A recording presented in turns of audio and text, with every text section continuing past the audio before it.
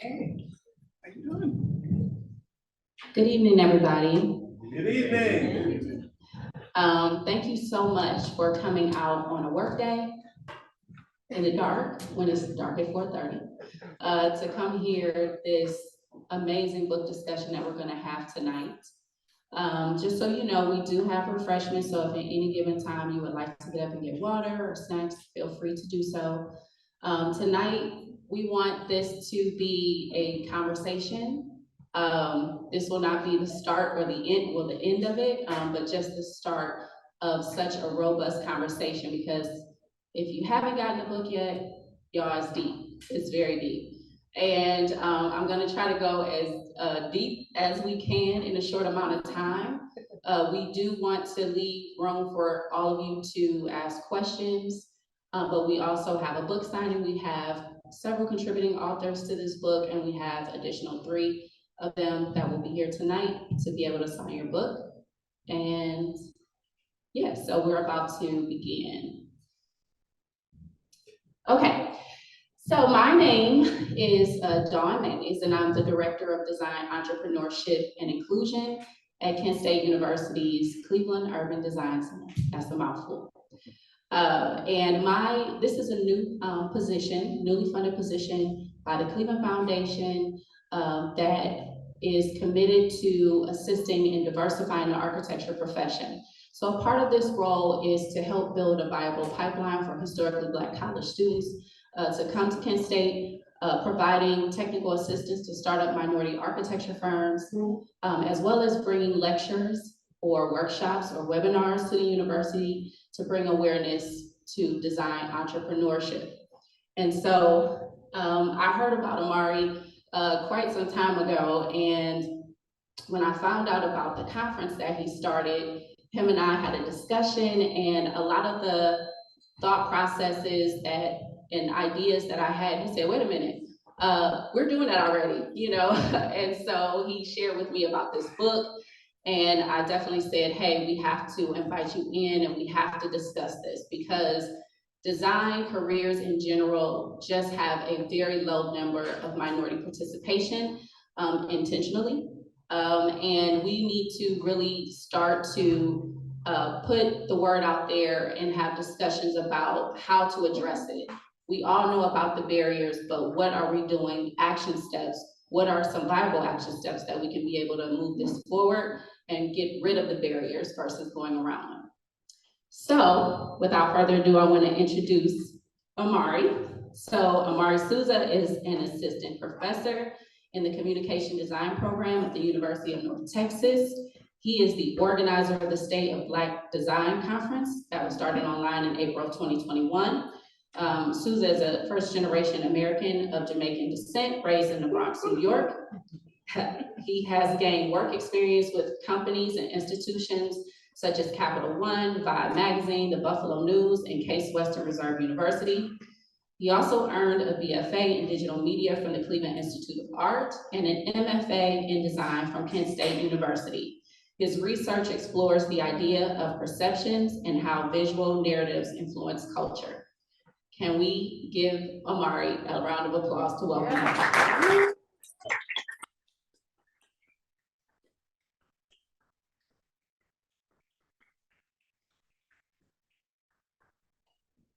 So thank you so much, Omari, for being here tonight. And I think you have such a unique story, and I would just like you to share with the audience, how did you even get started in this breadth of work that you're creating? And is this what you always wanted to do? Well, first, thank you for having me. Thank you all for coming here. It feels really good to be back in Cleveland and be surrounded by people that, honestly, in many ways I grew up with. I did grow up in the Bronx, but my years of learning the man that I wanted to be, and how I wanted to progress further in life was highly influenced by Cleveland. There are people in here currently that I worked with for my first job, people that saw me as an undergraduate student. And it feels good to kind of like spend this moment with you guys currently. But to answer the question, my grandmother came here in the 70s. Both my mother's mom and my dad's mother came here in the 70s from Jamaica with the expectation that they were paving a better path for their subsequent generations. My parents had me, and college was not an option. We needed to go to school. We needed to do something different for ourselves, or something better for ourselves. And my elder cousin, Neville, went to college for graphic design. So not to plagiarize American Gangster, but if he was going to be a doctor, I was going to be a doctor. He became a graphic designer, so I wanted to become a graphic designer. And I came here. The reality of my experience, I went to school at the Cleveland Institute of Art, not too far from where we are currently, maybe a 20-minute walk. But I was one of 5 Black students that was there. When I started, it was 5 of us. When I graduated, I was the only Black male who walked across the stage out of the 5-year program. So Cleveland being a city that's predominantly minority, me being one of the only few to walk across the stage kind of sparked this intrigue. You know I'm not the smartest person. I know I'm not the most talented person. I know I'm not the most ambitious person, but why am I the only person who's walking across the stage, and how do I help find or build pathways for others to walk behind me? That's great. That's great. So you got to finish telling the story. So you ended up, so how did you get into this revolutionary work of diversity and the position that you're in and the state of Black design? Yeah, so I graduated from Cleveland Institute of Art in 2009. I worked for a few years at Case Western Reserve University. Before that, interning at Vibe magazine, and ultimately realizing that I wanted to go back to get my master's to teach. I enrolled at Kent State University. I was really tired of designing artifacts for artifacts' sake. It felt very thankless. However, I met Ken Bisaki O'Grady, who John, I know you're well familiar with, who actually talked to me about using design as a tool for social good and innovation. And he basically shared with me a project that they were working on where they worked in collaboration with a nonprofit on how to engage with an audience in Kenya that could not read, spoke 6 different languages, but they wanted to teach them how to diagnose and treat malaria symptoms using only design graphics. And when I saw that, and then saw the work that I was doing as a graphic designer, I knew I didn't want to do what I was currently doing, and I wanted to do something that allowed me to do design as a tool of activism. So I went to Kent State University, and my thesis focused on the lack of diversity within the field. There were plenty of studies that talked about the field of design itself still being pretty homogenous and 87% white. So my thesis was a study of where the Black students were going, especially considering universities were tracking higher numbers of Black students. So I defended my thesis, got my master's, began teaching, ended up in Texas, and was teaching in Texas during the murder of George Floyd. Similar to my time at Cleveland Institute of Art, where I was the only Black person walking across the stage, I was one of the faculty members, and I was the only Black. Echo. So Bye. volume. Can you guys hear me? Okay.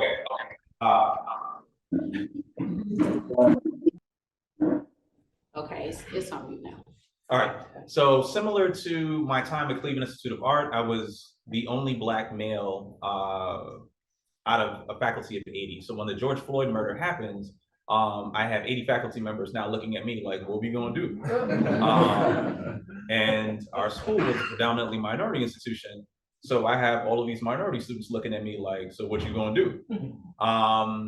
I had a number of faculty members that made recommendations like, hey, how about you reach out to see if you know any Black people that are willing to come and talk about what racism feels like? And my immediate response is, no, we're not gonna do that. We don't wanna parade our traumas. But at the time period, there were a number of conferences that were being held that would question the qualifications of the Black participants and say, hey, we don't have any Black participants because there are not enough qualified Black speakers. We don't have enough brown participants or Asian participants because there aren't enough of them that are qualified to hold these stages. So I decided that rather than listening to that, I was going to find the people that I felt were qualified. I was going to give them a stage, and I was going to ask them in particular, what is it that you want to talk about? So I put this together with the hopes of gathering the interest of 100 students at our institution. The college that I was working at the time had about 40,000 students. We had a healthy size design program, so I figured that wouldn't be too hard. The university didn't give much money, didn't promote anything on the website, so I had to do this out of pocket. I built it on Eventbrite, and what's up, Joe? I expected 100 people, put this on Eventbrite, and 5,000 people registered for this event, which you can imagine being extremely terrifying. You invite 5 people to your house to eat, and 100 show up. It's a scary situation. But in doing so, realizing that I had this audience of 5,000 people, I realized there's power behind those numbers. Wow. So immediately after this event happened, I have companies contacting me. Hey, we are trying to recruit more Black talent. Hey, we are trying to find more qualified Black people in these roles. Hey, you were able to gather 5,000 people. How can you help us fill our seats with some of these qualified Black people that you were able to find? And I also had people that attended. I'm trying to find roles with these particular companies. So again, being from New York and probably being a little bit crazy, when companies are saying, hey, we want you to help us find this. If you throw another event, we want to recruit. My immediate response was, bet. So 6 months later, I throw another event, and it ends up being a situation where we permit companies to recruit. And companies like IBM, eBay, Amazon, USAA all participate. They all begin recruiting and find that they're able to recruit in high numbers. So within the 3 or 4 years that we've been able to host this event, we've had speakers like Nikki Giovanni, Jelani Cobb. We've been able to raise $250,000, much of which were given out in terms of scholarships and programming. And in each one of these conferences, we've given space for 40 to 60 different speakers, now elevating the number of people that companies are saying weren't qualified enough to hold some of these conference seats. In fact, one thing that we noticed was that after we started doing that, a lot of the conferences would wait until we announced who was speaking, and then would contact them on the side and say, hey, we noticed you're speaking at the State of Black Design. Do you want to speak at this event as well too? Which I don't have a problem with. I think it's amazing. So we've been using this as a way to organize and create additional opportunities for others. It's amazing. Thank you so much. And we have there. And I appreciate you, getting to a point where, like you said, you invite 5 people to your house, 100 people show up, you don't have enough food, right? And you could just close the door and say, I ain't got it, right? Easy. But the fact that you were able to just step into that position and remain there and continue to nourish, the audience and grow it to what it is today, I totally commend you on that. I appreciate it. I mean, it's not all my doing. The reality of the situation is, if 5,000 people showed up and it was just up to me, I wouldn't be able to entertain them. So it's really the community that actually jumped in and supported. So if I invited 5 people and 100 showed up, but the 5 that I provided say, hey, we'll all chip in $25, and a few of the 100 that were there saying, hey, we'll also chip in 20 to make sure that we all eat. I think that's what where the success has been found, the community supporting the community. Collective effort. Collective effort. Many hands make light work. Yes. Okay. So now that you've established the State of Black Design online, how did you get to the point where the collective effort said, hey, we need to write about this work? How did you get to the point of writing this book? So the book was a discussion between myself and my co-editor, Teresa, right before the first State of Black Design event. We talked about the possibility of leveraging, essentially doing it as a journal, but leveraging the momentum behind this and the numbers that we were seeing in terms of registration to see if other companies that publish books would be interested in it. My thought process and philosophy has always been, you can make something. You can make something nice, you can make something amazing, you can design something nice, you can design something amazing, but somebody is always behind you attempting to redesign, repurpose, or improve what you've done. So in many ways, like even if you design something for a major brand, I can design something for Coca-Cola, and then next season they have a new campaign, my design is gone. However, if I write about that campaign and that campaign gets published, it's now part of a larger conversation. So if I wanted something for the community that would outlast simply what we could design, I needed to write about it. And if I wrote about it, it would become a part of a larger conversation that was being had. So that was the thought process. And I knew I didn't want it to just be my own voice. So we were fortunate that contributors such as Alfonso, such as John, who are sitting here in the audience, Jacinda, who I know is on her way, were willing to contribute to this book and add their perspectives from their positionalities and about the topics that sat on their heart, in addition to myself, Teresa, and several other contributors within the book. Amazing.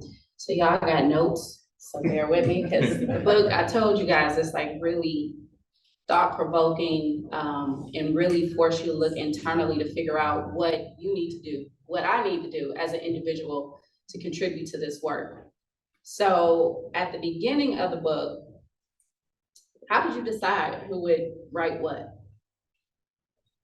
I don't really know if we really ever decided. I think we kind of just wrote pieces and then mixed together. I don't know if you guys have ever seen the 5 Heartbeats, but that one scene where Doug can't figure out like how to write the song, and they're like kicking things over the trash can and putting things together. That's kind of what the experience was like for us as co-editors, I think. Okay, Yeah. so it just kind of came together. You all kind of knew what you were gonna write. No, I don't think we knew at all. I think in reality, we had a group of friends that were willing to be peer reviewers. They read the essays, they let us know what they felt most in line with what we were writing, what we were attempting to achieve. I think for us, adding the connective tissue became the difficult part for us, but I think it was really that back and forth, and ultimately things came together. It was a labor of love. Awesome. So in your foreword, you had Dory Tunstall. Is that, I pronounced her name properly, right? She wrote the foreword, and the title was just very thought-provoking. She titled it Design and the Alchemy of Black Pain.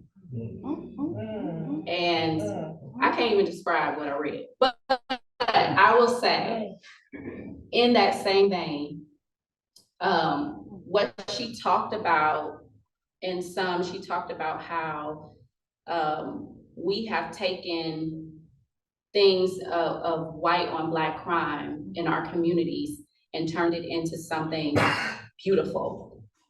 She talked about the Harlem Renaissance being a part of that Black alchemy.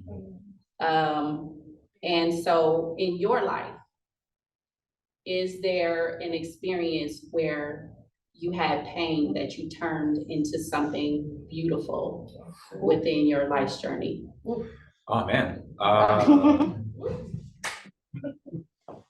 Yeah. I mean, that's a short answer. I mean, I think we all do. I remember when I graduated from Cleveland Institute of Art, one of my mother's aunts, my grand aunt, gave me the book, The Alchemist. And then she gave it to me as a way to stimulate thought on like what the next chapter of my life was going to be about. And the entire book, this guy is trying to figure out, how do I turn stone into gold? And ultimately, towards the end of the book, realizing that what he was actually attempting to turn from stone to gold was a metaphor for himself. It's not necessarily a matter of turning stone into gold, but how do you refine yourself, making yourself something that people find not valuable to something that is valuable. I also think of recent questions that I've had with my students who now see that they have a professor who has this published book and there's a lot of energy around it. One of my students asked me, frankly, do I define myself, or do I view myself as successful? To which I couldn't answer. And when he asked me, the reason I couldn't answer was because for me, I think of all of the shortcomings that it took for me to get where I am now, right?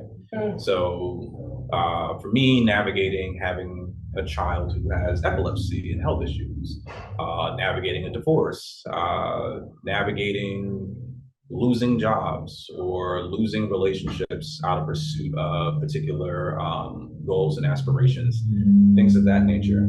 But all of the things that happen in life that knock you down, that frustrate you, in many ways, spark a flame of hunger and desperation. I lost this, so at minimum, I need to have this for myself in order to make me feel like it was worth it. I'm going through this pain, but if I give up on this and my child is going through this, then what example am I setting if I give up on the things that I want for myself, if I want them to fight through these particular things? So in many ways, the pain around me is pushing me to be more, to do more, and to strive for more, because I need to. If I don't, then I'm just stuck in that pain. But if I push past it, I can at least have more for myself as I heal from the process. That's good. I can really relate to that, because I think many times when we're going through life in general, it feels hard. It feels like there's no ending to it. You want some kind of relief. And when those things happen to you, I think for me, I try to self-reflect, like, I thought it was a negative experience, but what did it teach me about myself? What did it teach? What skill set did it give me that I didn't have if I didn't go through whatever that negative experience is? And I feel that being in this position right now at this university, all of the losses, all of the challenges of DEI work and community development work and architecture work has given me the unique set of skills and tools to be in this position right now. Yeah. And I think the more we embrace being uncomfortable, the easier it is to transition and ascend higher in our careers, but also to be able to move this movement forward. It's true. I think especially considering whenever you're fighting for your own success, or when you're fighting to make space for you, nobody's going to move out of the way for you. So in many ways, it is a fight. When you're at a university and you're the only person of color and you're pushing for diversity and equity issues, especially when there are people that have been at that university teaching longer than you've been living, or when there are people at those institutions that when they were in college, you weren't even allowed to drink at the same water fountain as them. It puts you in a position where any conversation you have around the things that you feel passionate about are not going to be easy conversations. What's up, John? Good to see you, man. So if you're not comfortable with the discomfort, or if you're not anticipating what the discomfort is going to be like, it's going to be hard. When I was living here, and when I was living downtown, I joined Cleveland Boxing Gym for a little bit.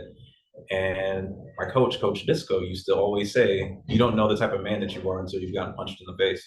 and it's true. If you get punched in the face and you shrivel from the conflict, you might not know what will happen if you push past it and punch back. And that's also a part of the alchemy. How do you get hit by life and then turn around and then fight back so that you can hold your ground or get to the ground that you need to be in? That's good, and I'm glad you brought that up, because you know what I'm about to ask next. Okay, so in the book, what was also talked about is being the only, and stating that being the only equates to tokenism, microaggressions, isolation, and compounded trauma, and not necessarily looking at it as a great thing. And in 2023, we're still having first, which we should not be.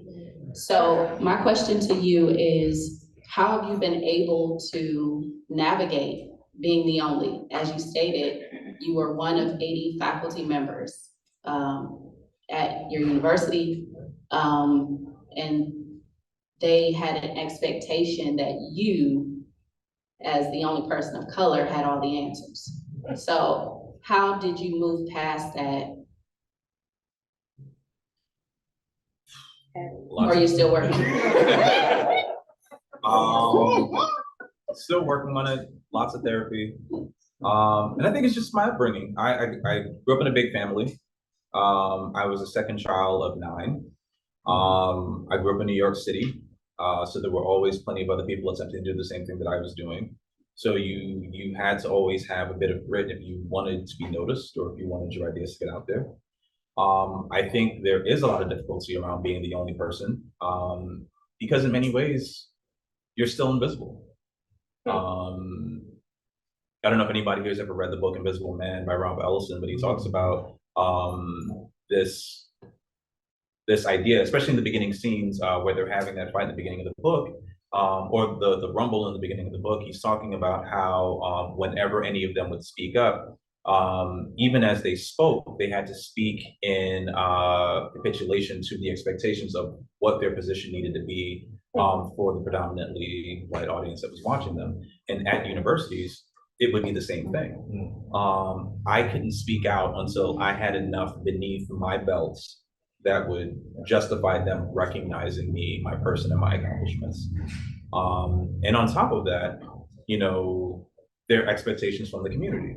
So if you say that you're doing something for your people, they're unaware of the fights that you have to fight when they're not looking. They're unaware of the arguments that you have to have, the begging that you have to do for particular things to be allotted, but there's still an expectation. So if you fall short of those expectations, you still have to deal with that criticism. And I never shun the criticism, but the criticism can also be just as painful as the microaggressions that you deal with. You have moments like this where you can celebrate like major accomplishments like books, the conferences, the jobs that people end up getting, the scholarships that you're able to give. But sometimes it feels like you're fighting this two-ended war, like or people are playing tug of war with you. You're the rope, and they're pulling you in different directions, and they don't realize it. But in terms of how I'm dealing with it now, I think the continued support of the community has been a way for me to shield myself from particular issues. I think the fact that people continue to come to the conferences, the fact that companies continue to sponsor these events, the fact that scholarships continue to flow and people are still continue to have opportunity makes it harder for other people to deny me. So I recently relocated to a new institution. I'm now teaching at the University of North Texas versus Texas State University. And a part of that was due to the fact that there were pressures and microaggressions that were happening. So when I'm talking to my chair and we're having conversations about like, yeah, I just raised $180,000 this year. I'm using this amount to pay people. I'm using this amount to give out to support book supplies, all this other stuff. And I'm also giving $50,000 away to scholarships for Black students that are attempting to go to college. And you're being fielded with questions of, well, how do you think our white students will feel about this? And of course, the response being, well, they don't have problems getting scholarships. And the program is still predominantly white. So what about these Black students? How do you think our white students will feel? And now we think you need to have a committee to oversee your decisions. Because I know the audience is an audience that's not supporting the university, but supporting myself, I'm able to look at them and say, no, I'm not gonna do that. The conversation gets tense. They ask, we feel like you need to do something, or we'll tell you that you can't throw this event next year. I can turn to them and be like, how? The majority of the money I get from my own connections. The majority of the donations that don't come from the university, comes from those that are viewing. $40,000 that I got out of this came from other universities. So at most you can tell me you don't want to be affiliated, but you can't stop me. So it seems we're at an impasse. I can then look at them and then make the decision, do I want to continue staying here and working under these types of situations, or do I leave? And quite frankly, I chose to leave. And when I did, they asked me like, hey, are you going to leave State of Black Design with us? And the immediate reaction was, if your sole Black faculty member is leaving, who's going to host the event? So one of the things that you mentioned was talking about just not being valued in spaces where you're the only. And even in the book, it talked about how we have to shoot to the moon and back to get noticed.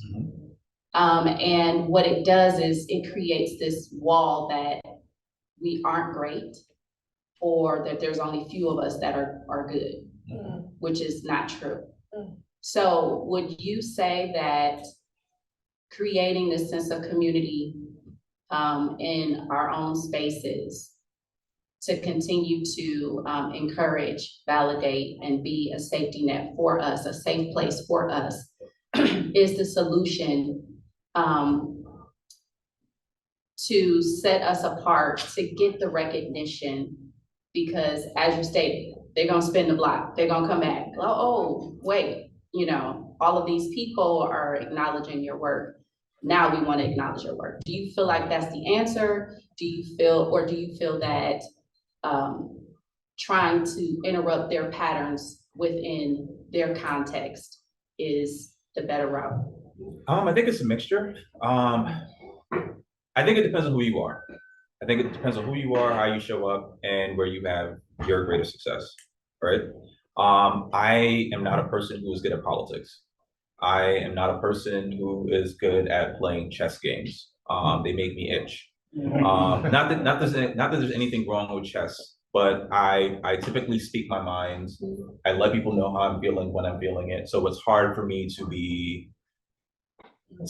play those types of steps ahead. I can goal and for a future cast for myself, but I can't manipulate other people into making particular roles. But if you are good at that and you feel like you can make a difference by jumping into an organization and internally shifting it, all for it. For me, I much rather find my tribe.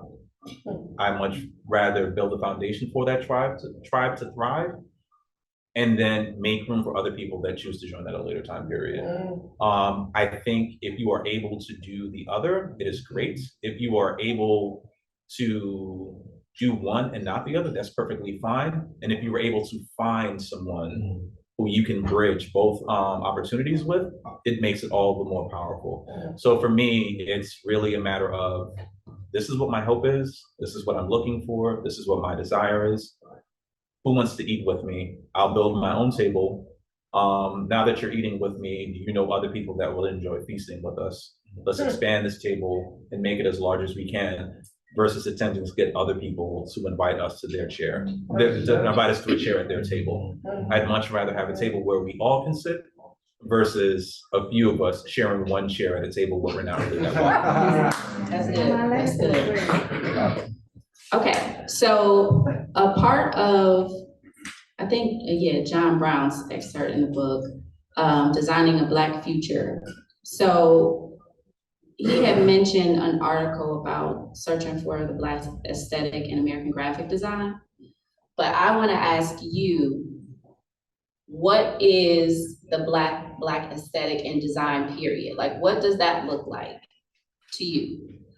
And how can we start to shift the narrative to ensure that our voices, our cultures, our traditions are heard within the design community?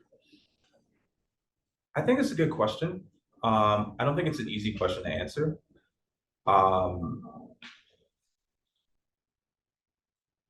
right, here's an example. When I teach my design class, I teach UX research and research methodologies. And whenever we talk about issues of race, I always transition into issues of gender to get people to better understand, right? I will use commonplace items as points of discussion and build conversations from that, right? We often talk about design products and things that men have designed for women originally that end up becoming experiential issues. I'll usually ask women in the classroom, hey, raise your hand if you've ever worn a pair of shoes, a bra, or anything else that was originally designed by a man that you wear on a consistent basis that has caused some discomfort for you, to which the majority of women in the room will raise their hand. I'll then ask them, if you never knew a bra existed or these types of shoes existed, what would you find necessary for yourself to build or to wear, if not being told by a, speaking of one of my coaches, how's it going, sir? How would you design these items for yourself if not being influenced by men to do so? And I think when considering what a Black design aesthetic would look like, it becomes difficult because regardless of where you are, whether you're African American, Afro-Caribbean, or from the continent itself, it's hard to separate your aesthetics from colonialism, from your aesthetics from Western society and Western influences. So it's hard to say what a purely Black experience or aesthetic would look like, because even at the bare minimum, it still has some influences and connections to Eurocentric perspectives. So tying it back to gender, I often will ask women, if you were to design these items for yourself without ever hearing a whisper of what men thought, what would this look like? That's good. Yeah. That's really good. You know, I have a similar, experience when it comes to just not having your voice or how you think to be validated. So in architecture school, I went to a historically Black college, but I didn't have any Black professors. There were none. I think they only had 2, and I didn't get them the whole time I was there. So,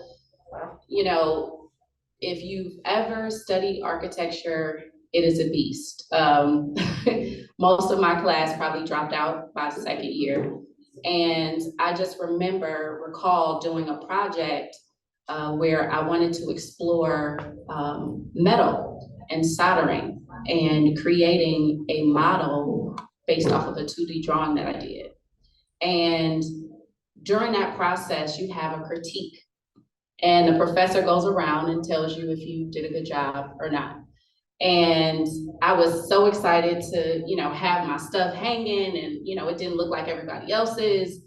And when they got to my station, they looked at it and said, I don't get it. They didn't allow me to explain. They didn't ask me my thought process. They didn't look at my drawings. They didn't look at my design philosophy. They just automatically said, I don't get it, and moved to the next person. Wow. And, having spent weeks of no sleep and no partying and trying to prepare for these things, that happened a lot more often than I would even count. And I don't even have any of those things from architecture school because I threw them out because they said it wasn't good. And so why do I want to collect, why do I want to keep things that aren't of value? And so what also happened was, if you had an idea, but it was not in alignment with what the professor thought you should think or design from, your grades reflected that as well. And so I think in order for us to shift in design, it's important to be able to embrace other thought processes, because we're all different learners and we all glean information, but we all spit it out a different way. And so how can we make sure that our younger generation is not being traumatized like that? For me, I'm the type of person, you tell me no, I'm going to come back 10 times, 100 times stronger just to prove you wrong, that you were wrong about what I did, my work. So I'm saying all that to say that in the book, it talked about, in order to have changes in academia, that these conversations need to be ongoing without a person of color teaching it. And that's how you know that it has been integrated within the system. And we don't have to be present because it's just the right thing to do. So my question to you is, do you think that's ever going to happen? And how do we begin to change, I guess, the culture? Because it's not even a person, it's just the culture of higher institutions and schools. So how do you think we should approach that? I think there are a number of ways. I think one, there could be mentorship. There's a gentleman in the back, Pastor Jimmy Dean Smith. I remember having a conversation with him one time, and he was telling me, if people don't get what you're working on or what it is that you're doing or the actions that you're taking, it's not for them to get. For me, that was really important to hear at the time. And I think for children, we also need to give them that understanding as well too. As long as you're not hurting yourself or hurting anybody else, if somebody doesn't get what it is that you're attempting to explore, it's perfectly fine and safe for you to do that. There's studies that talk about how infants are relatively genius because of their level of curiosity, but they lose that sense of geniusness because as adults, we begin to slap their hands and tell them not to explore that. So they abandon it out of fear of getting into trouble. But we can begin the process of encouraging them. In terms of whether things will change completely, it's a possibility. I can't guarantee. I think the way that we begin to ensure that change is by bolstering culture within ourselves and like encouraging other people to try new things, do new things, not be afraid of failure. I think that's often the situation. We often think about things as if it's a competition. I have to win all the time. I have to win all the time, when in reality, sometimes it's your failures and your fallbacks that help you snap forward. I think for myself, I don't want to necessarily say that things will change completely. I think there have been people, again, who have been smarter than me, who are older than me, Zora Neale Hurston, Langston Hughes, James Baldwin, Ralph Ellison, all of these folks that have written, talked, marched, boycotted, Angela Davis, Nikki Giovanni, that have talked about things that have seen progress, but there's still issues. So I think even if there is a solution for the problems we see today, the problem ultimately ends up evolving. The thing that I would tell the audience, which is often the answer that I give to colleagues when they ask, like, don't you feel like enough has been done for issues of diversity? Why are you still pushing for more? A metaphor I once gave, it sounds crass, it is, but That's the warning. Yeah. I had a conversation with a gentleman one time who asked me that question, and I politely slid an empty cup in front of him, and I said, let's say I pee in this cup.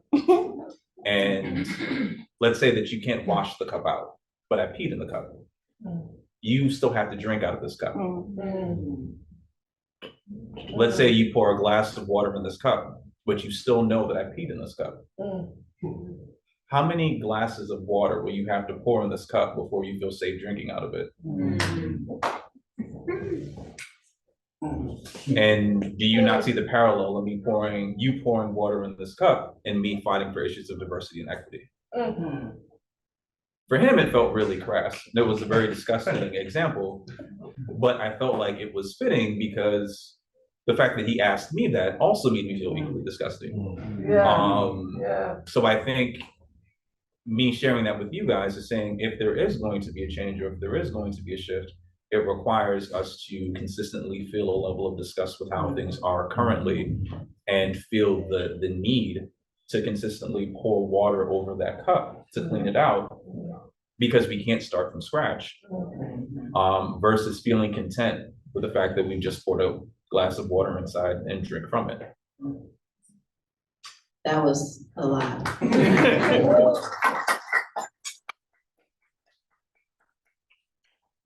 Okay, so speaking of that, in the book, it talked about stewardships and the survival of Black design communities. So how can we, it's a couple questions actually.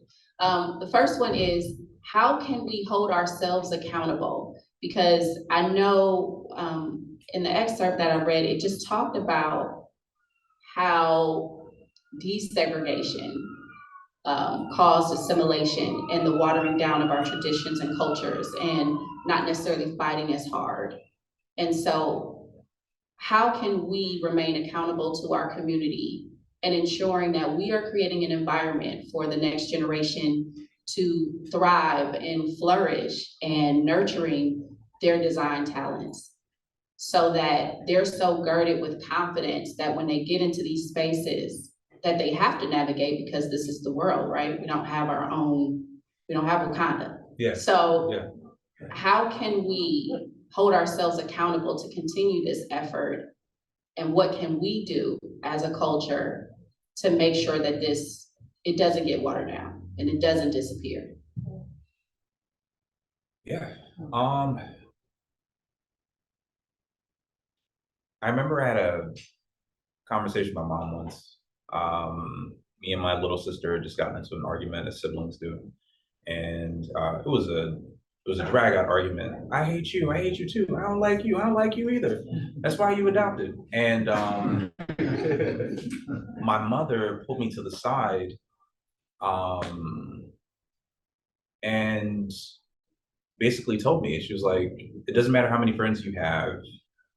It doesn't matter how many people like you outside of this household or dislike you. That's your sister, and she's always going to be your sister. And no matter what, you always need to remember that you love your sister because you came from the same space. I think regarding the community in general, we have to have a similar thought process. That regardless of how much we may get on each other's nerves, no matter how much we might want to tell somebody that they've been adopted, that for the community to thrive and to live, similar to a family, you always have to remember that you have similar experiences, similar lineages. There needs to be a common space of support. I'm not of the thought that desegregation was bad.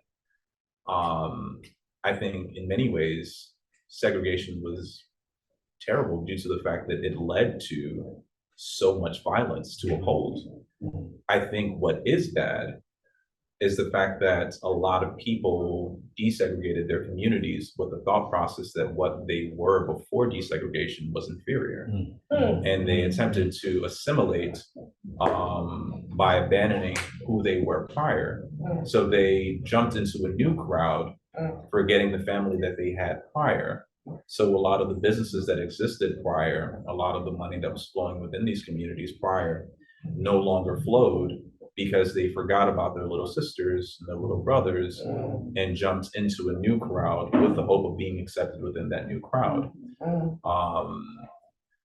So that's what I think needs to happen. For me, the success that I found is within the support that I've gotten from that community. But as soon as that dries up, if that dries up, a lot of the stuff that I'm doing doesn't exist because it's not getting the same amount of support outside of the family, if that makes any sense. It does.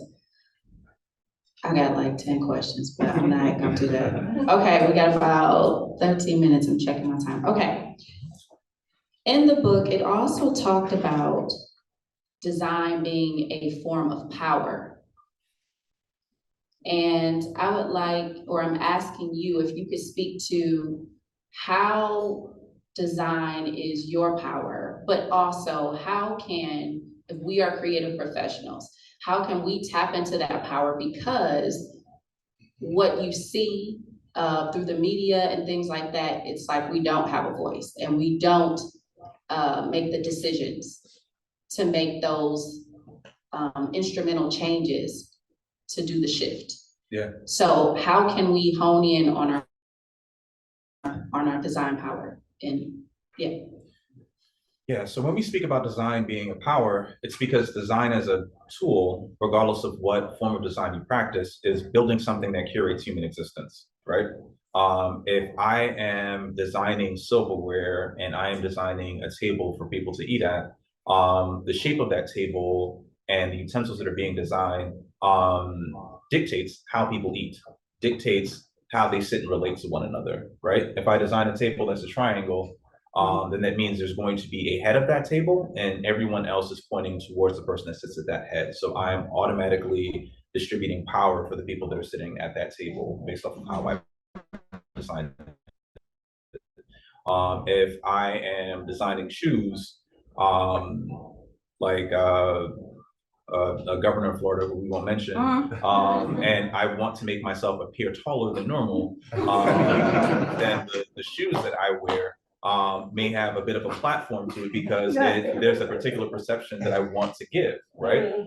As a designer, if I want people to take me serious, based off of symbols and other things that we've adopted in our culture, I may want something with an Apple logo on it. So if we think about, the products that we buy and what we're attempting for them to communicate to other people, the things that we are engaging with, even the space was designed by an architect who built it out for people to engage with. It was thought out how people would interact with one another in spaces like this. So when we're talking about design being a superpower, it's really, we build the culture. We build the culture. Think about where you worship. Think about where you've gone to study. Think about the gyms that you work out at. Someone designed the equipment. Someone designed the altar. Someone designed the chairs, the pews, even down to Target. The fabric that they use, they intentionally put carpet on areas that they want you to peruse and spend more money on versus the other spaces that they don't want you to spend as much time on. All of that was thought out, and it impacts you and the things that you do. I forgot the second question, I'm sorry. I think I forgot to. I wanted to add to that. From an architecture perspective, I think it is, and just in the design careers in general, creative professionals, we have a responsibility to understand the impacts of our decisions, our design decisions. When you're an architect, it's not just the building that you're designing. You have to think about how people interact with your building on the outside, as well as who is going to be the intended audience on the inside. And it is a superpower because you are taking an emotion and creating a physical space from an emotion. You want somebody to feel joy. So you identify color, you identify texture, you identify surfaces, you identify tables that have soft surfaces to be able to evoke that particular emotion. And the same thing with brands and logos. You have to, it is definitely a superpower, but it's important to just understand the responsibility that comes with that. And it's not just doing something really quick for someone, because ultimately, think about all the brands that we can recognize just by how it looks and what we feel about those brands when we think of them. And it was intentional on how they created those things. It was research that went into it on colors and the impacts of emotions and what colors are associated with what emotion. And we can't use it lightly. No, we can't, not at all. I mean, even think about spaces that you feel welcome or not welcome. I remember I interviewed for a design role in Lima, Ohio. I didn't know anything about Lima, Ohio. I just I saw a couple episodes of Glee and I was like, oh man, this is gonna be like a cool little town. I asked them, what airport do I fly into for the interview? They were like, no, you Greyhound in. And I was like, oh, that's interesting. So I hopped on the Greyhound and then immediately saw these huge American flags and these camouflage trucks like on every other house. And I was like, oh man. Did you keep going? So it was a Black lady who was picking me up. Oh, they set you up. Okay, go ahead. But she told me not to get out the Greyhound station. She was like, don't leave until I get you. And then when she got me, I had a bunch of coded questions. I was like, so if I want to see a Tyler Perry movie, what what's the most listened to R&B station in this town? Like all of this stuff. And what restaurants do you go to eat here? And then she was like, no, I don't live in Lima, I live in Dayton. I drive into Lima from Dayton and the biggest restaurant is this Olive Garden right here. I was like, oh no. That was your first and last time in Lima. That was my first and last time. Yeah. It was a smooth U-turn. But there were a lot of things that were designed that did communicate. whenever we think of the American flag, not all of us feel the most welcoming feeling. That's why when the Colin Kaepernick situation happened, there were plenty of people that were upset by it, but there were plenty of people in the Black community that were like, get it. When I think of army fatigues and everything else, unless it's a bunch of Qs in the neighborhood, I'm usually not very comfortable. So in many ways, you know, that space, those items, the reaction we have from those items in combination with one another is usually due to their historic use. And that messaging in many ways, without having to say like, hey, you are not welcome, did its job and informed me. What's up, Quetta? Sorry. Oh, that's okay. Jaquetta went to high school with me, so. You got a whole family here. I know, it feels really good. So we have a few minutes. So my question to you as co-editor of this book, what should people expect? Is there a call to action after you read this book? What would be your expectations? What can people expect from us? So I think the thing that I'm most proud of with this book is not just the fact that it was published, but the fact that the book was published with so many names in them. So getting a book published is almost like getting struck by lightning, right?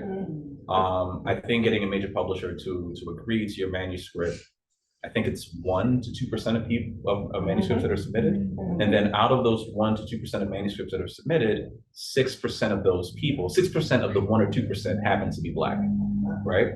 So to have a book that's Blacker than the Ace of Spades with nothing but Black contributors in an industry that hasn't published a lot of Black authors, to me feels really good. And the call to action that I would have for an audience that reads the book is write something. There are going to be other books that come out afterwards. There may be better books. There may be books that are just as good. There may be books that are not as good.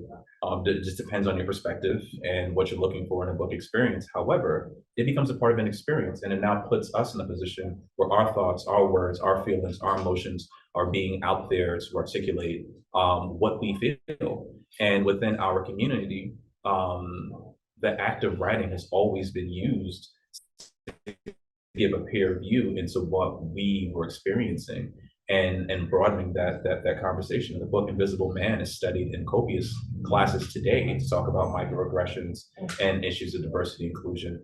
Books like Beloved by Toni Morrison have been used to talk about generational trauma.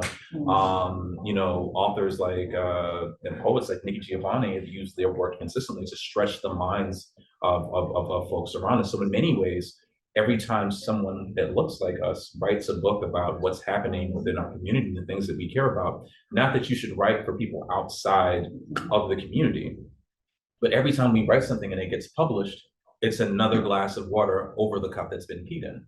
So for me, that's what I want you guys to consider. You writing becomes something that lives longer than something that can be designed or something that can be talked about outside of a building or space. Spaces can be knocked down, but books are part of conversations that continue to live on. Unless you're the governor in Florida who wears shoes to heighten his height. But outside of Florida, books continue to live on. And these conversations continue to build space for equity. And that's really what we're looking for. So would you say, in closing, would you say that when you publish your work, it is a form of storytelling and continuing your legacy, traditions, cultures that will live on way beyond you, way beyond the next generation, and they won't be forgotten and, you know, fall to the wayside in whatever spaces you occupied when you were physically here? They won't be forgotten as long as we don't let them. That's right. So if you guys buy the book, you found something in there that's interesting and you talk to somebody else about it, it lives on. You meet somebody who's interested in design, you introduce them to the book, or you introduce them to one of the authors that are in the book, it lives on. If there are other books that are similarly focused, you buy that book in addition because you want to learn more about what other authors are saying on similar topics, then it lives on. It becomes a conversation that's being had within itself, but also being had by people within the community, and then we share that conversation with other people. In many ways, many of us have had conversations with someone younger than us about something that's happened in history, something that's happened with our culture, and we've shared it, whether it's through a book, whether it's through an oral storytelling tradition, or some other form of passing things along. But this is an opportunity for us to allow our voices and multiple positionalities to be shared in mass, and also doing it within an industry that honestly has not done the best job of elevating those stories by people that look like us. That's good. The last thing I want to say, because I told you I had notes. I found this very interesting, and I just encourage you all to buy the book. But Jules Porter, she talked about using video games to champion justice and expand imaginations of superheroes, creating superheroes that look like us. But her statistics she listed were just insane.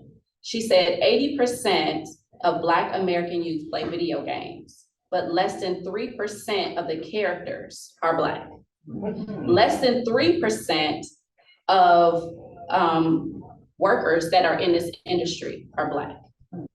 And less than 1% of video programmers are Black. Like, when I learned that, I was like, I need to learn how to do video games. I mean, there is so many opportunities as a designer.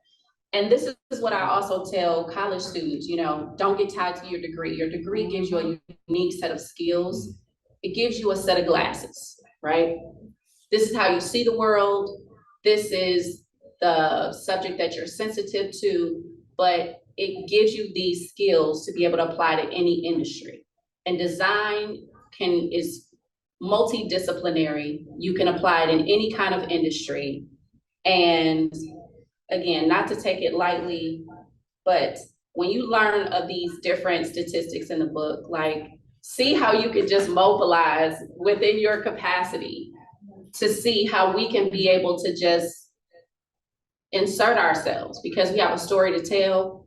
We've been here a long time, but it doesn't show that in a lot of the design industry. And so I so appreciate you, Omari, for coming here and sharing your story, co-editing this book, an anthology of Blackness, guys. Can we give Omari Souza a hand?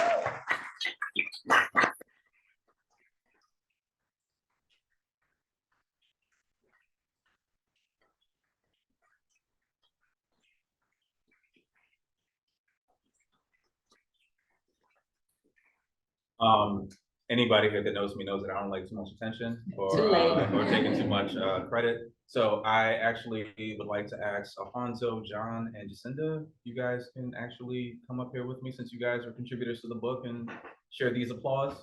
Let's give them a hand as well.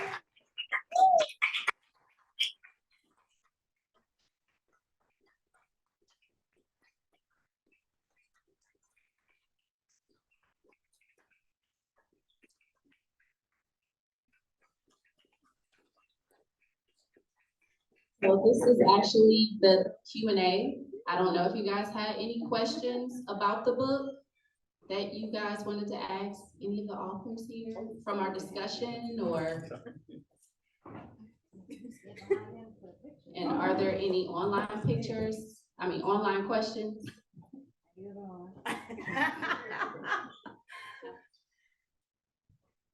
Yes. Wait, Mike. You talked a lot about it. Mike, thank you.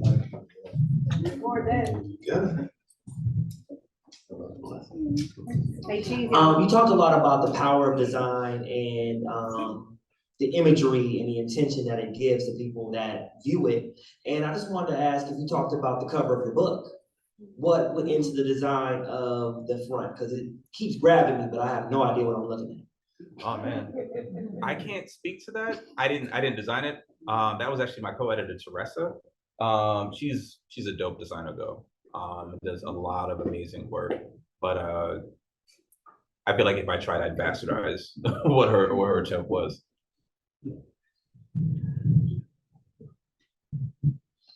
Hey, John Johnson here. Omari, I got to experience your State of Black Design event, and it was actually just speaking to some of the questions that were answered.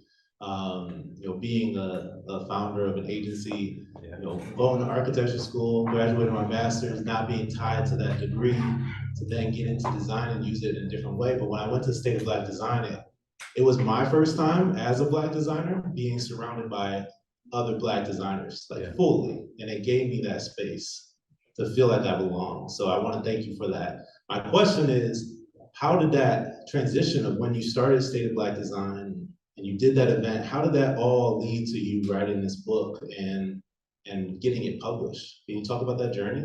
Yeah, so the first event, we expected 100 people to show up, and then the registration for it ended up hitting almost 5,000 before the event happened. So the conversation was, all right, what else can we do to commemorate this outside of just having the conversation? Actually, Jacinda was at the first event too. I was. Yeah, it was super dope. But the thought process for me has always been books live on longer than our design pieces. Correct.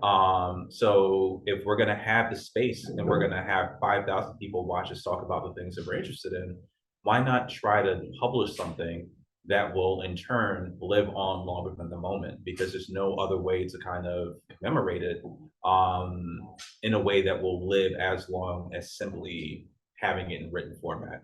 And that's what the hope was. And not only do I appreciate the fact that you came to that event, but also appreciate you for sponsoring. So John is also one of the people from the community that supported the initiative that kept it going.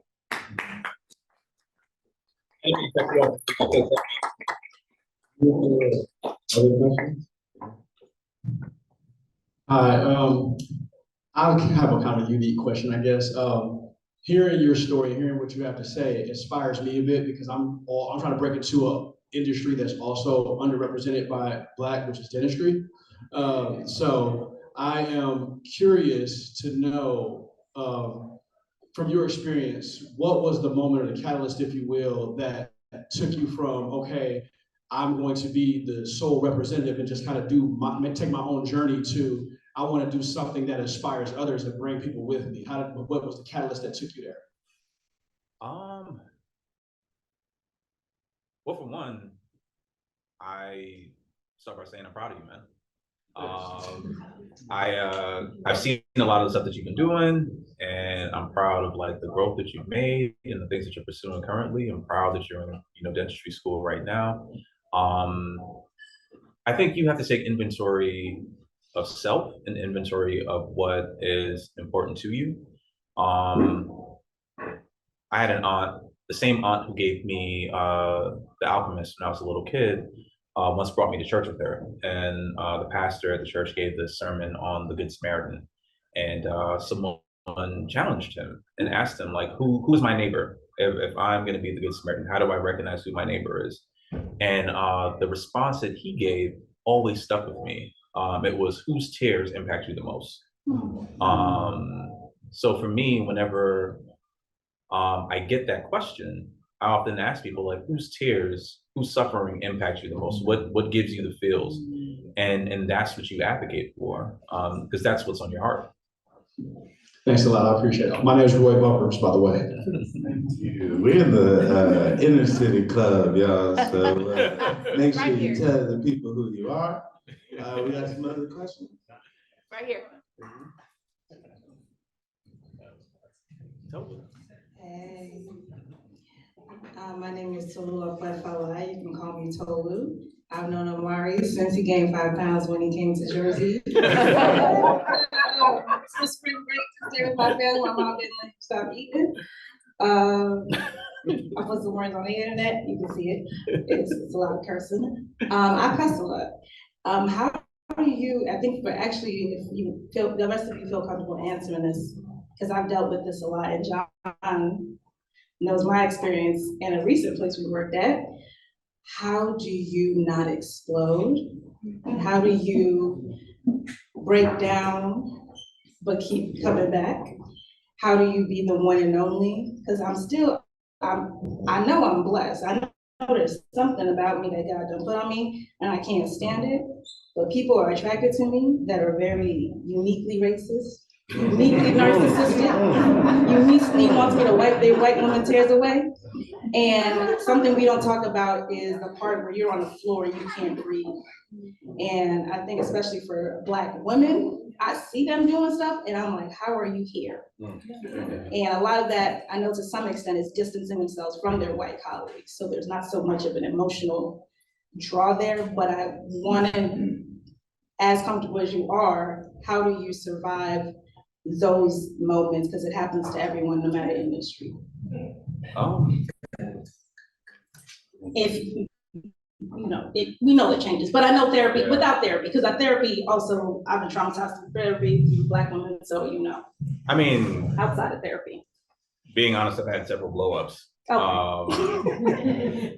I mean, also being honest, I have opportunities for other blow-ups, but then, I have people like Jacinda who occasionally pull a battery out my back. And you need people like that. Come back. But yeah, you guys wanna? I've had those situations. I've had that situation, actually I had that situation twice. The first time it happened, I did the whole, oh my God, right? The second time I got mad. And when I got mad, I decided, like, okay, I may not be able to fix this for me, but what I'm about to do, I'm about to activate every freaking single young person I know. Point blank, period. Every single one of them. So you don't like little Black girls in design? Well, guess what? I'm about to train tons of them. I'm about to train tons of them. And in that advocacy work, I love that point you made about go to where the fields are, right? I just decided that maybe I was a bit of a lost case, maybe there wasn't anything I could do. I was always the only Black designer. I talk about this in my section as well. I was always the only Black designer. I was always the first Black designer. I was regularly the only Black female designer, like regularly.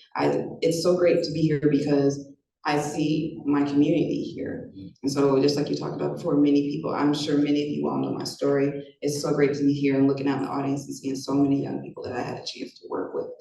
And I just felt like maybe I was done. Maybe my part was done. And if I was to continue, then it wasn't gonna be on my behalf. It was gonna have to be on the behalf of others. And so that's really what I've done for the last 20 plus years of my career. I just choose to activate others.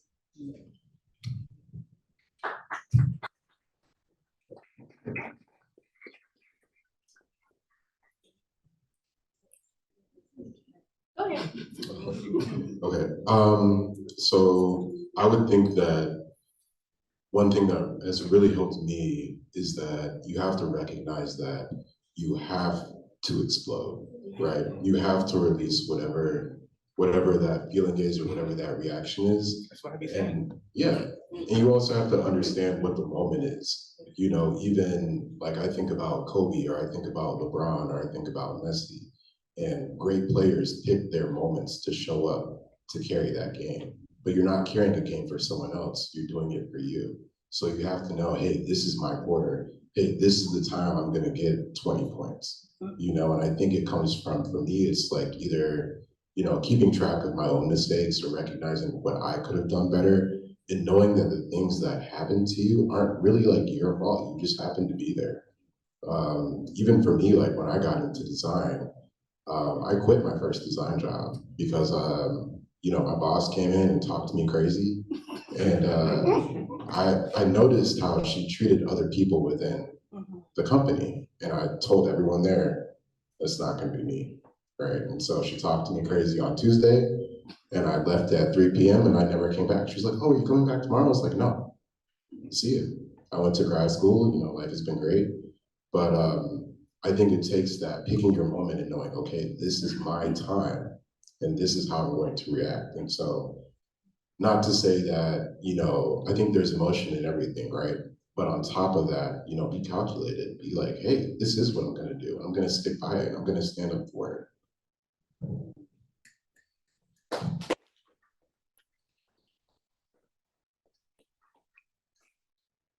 I would just say, just focus on being yourself. That's really part of my everyday. I try not to do extra, try not to be extra.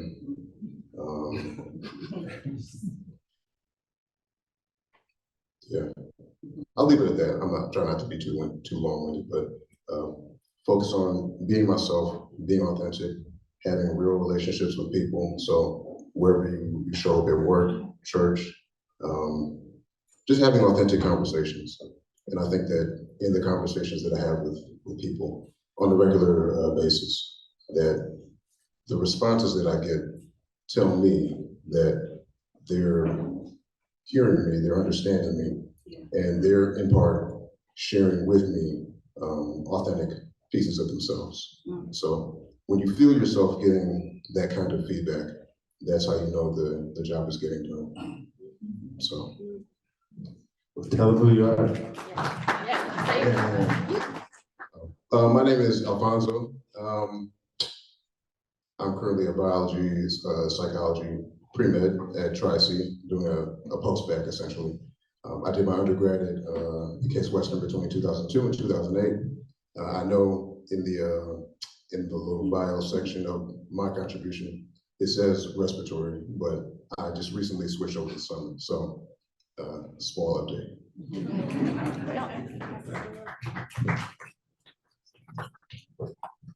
My name is John Brown VI. I'm a senior UX designer at Sherwin-Williams, and I'm getting my master's in design at Kent State. When I wrote my article, I was like, I'm trying to get into UX design, and I've done it, so that feels really good. Hello everyone, my name is Jacinda Walker. I am founder and creative director of an organization here in Cleveland named Design Explore. We've been working in the social impact space to increase diversity in design disciplines through collaborations that create youth activities in the K-12 space, as well as experiential learning. And we've also been working as a student-run venture. So I'm hopeful to be able to kind of talk and connect with more of you all who are here. So, okay, one last question. Hey guys, I'm Kyra. You guys know me, but everyone else. Quick question around design education. So as someone who has recently sort of stepped into that space, it was really interesting hearing about how you don't want to sort of take a student away from some of their roots and identity when they're designing and sort of to move towards a Western-centric design. So I'm curious how you all encourage creative exploration and curiosity while still,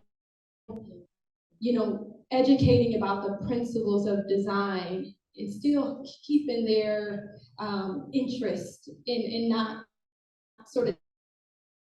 Yeah, so whenever I teach my design classes, I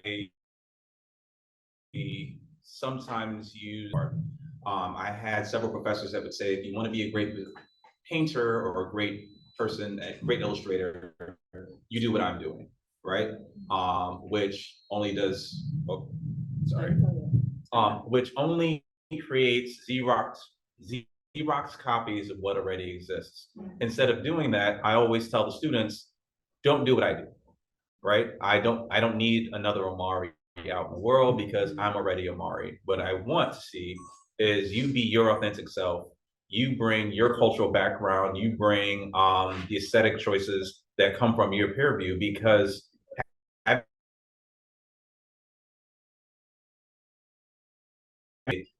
particular solutions through design based off of your cultural background is where we find innovation, not by repeating the same steps as others before us. So once I tell them that, I then let them know, now that this is a safe space for you to be your authentic selves, the only thing that we are going to be focusing on is whether or not what you're designing is meeting the goals of your design, right?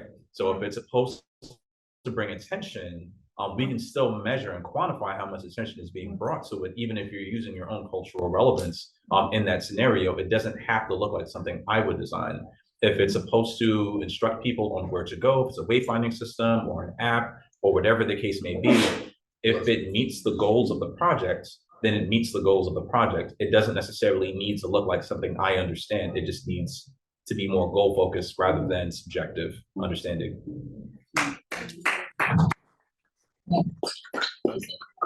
I will answer that. Okay, go ahead. Oh, sorry. Yeah. Okay, it was a design education. Okay, go ahead. Go ahead. So I'm horribly biased in the fact that I don't think it's so much about this cultural piece. I think it's empowering our thinking. You know, when you look at a K-12 space, and I'm fortunate enough to work in both, right? There are a lot of educators running around these streets that haven't worked in both spaces.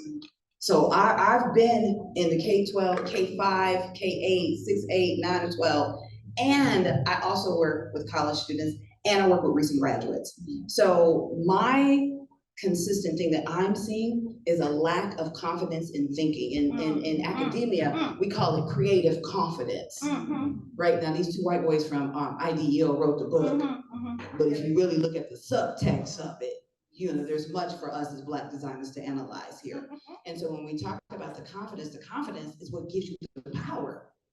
It's what allows your power to manifest. So when we don't allow our young people to be empowered in their thinking, how do we get innovation?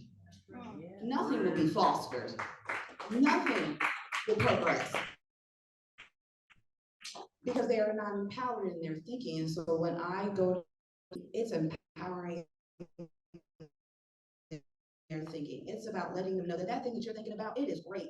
And you ain't gotta be regular, right? One of the things that I know my mentees hated, but I always tell them, you know, if you wanna be regular, you all right. You could be regular. But if you're gonna be with me, we ain't regular acting people, we ain't regular thinking people, we ain't regular doing people. So if you wanna be regular, when we see you walking across the street doing regular shit, we're gonna be moving forward doing extraordinary stuff. And we'll still speak to you, but we're moving this way.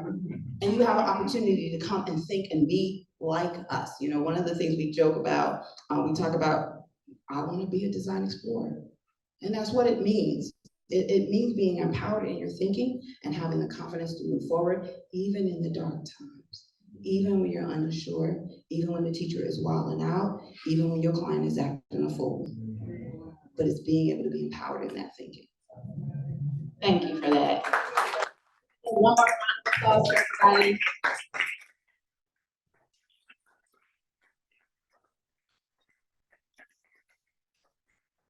So it's not ending, we're having a book signing, so there are refreshments in the back. There's a table set up for all the authors to be sitting there and signing your book. So I'm not sure what the process, Mordecai, if you wanna talk about where they can go purchase the book, and then I know the table is in the back. You can go purchase back there too? You purchase, You go see Harry on the back wall over here? The Harry Smile Face. Purple Harry, corduroy. well, That's right. he's our community manager. Yeah, book signing in the back. So yeah, you don't have to leave. You should kick it. Well, actually, I have a question. Who would participate in a book club about an anthology of Black design? Oh, show of hands, okay. All right. Really? Okay. All right. This is gonna come back. How about that? All right, cool. So, okay. Omari's gonna come back, and there may even be 100 more people here. That's what happens when you let somebody in your living room, you know. Okay, so without further ado, make sure you grab a book, talk to Harry, and then if you want that book signed, you can get it signed in the back. Yep. Cool. Thank you so much, awesome. everybody. Thank you.